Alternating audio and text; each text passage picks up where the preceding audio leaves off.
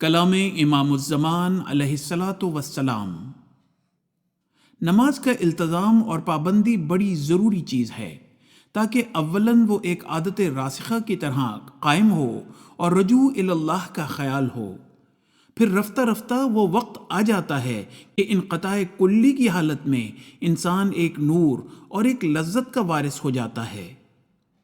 افسوس ہے مجھے وہ لفظ نہیں ملتے جس میں غیر اللہ کی طرف رجوع کرنے کی برائیاں بیان کر سکوں۔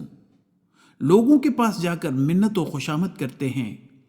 یہ بات خدا تعالیٰ کی غیرت کو ہوش میں لاتی ہے، کیوں کر یہ تو لوگوں کی نماز ہے، پس وہ اس سے ہٹتا اور اسے دور پھینک دیتا ہے۔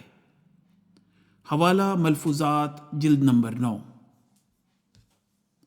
5 وقت اپنی نمازوں میں دعا کرو۔ اپنی زبان میں بھی دعا کرنی منع نہیں ہے۔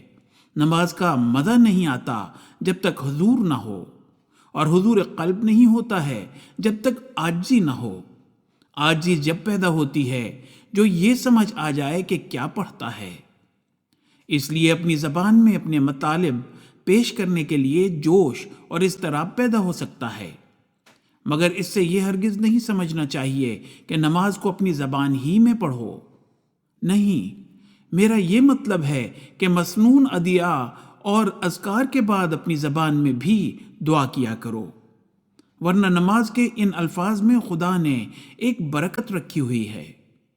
نماز دعا ہی کا نام ہے، اس لیے اس میں دعا کرو کہ وہ تم کو دنیا اور آخرت کی آفتوں سے بچاوے اور خاتمہ بالخیر ہو، اور تمام کام تمہارے اس کی مرضی کے موافق ہوں۔ اپنے بیوی بچوں کے لیے بھی دعا کرو، نیک انسان بنو اور ہر قسم کی بدی سے بچتے رہو۔ حوالہ ملفوظات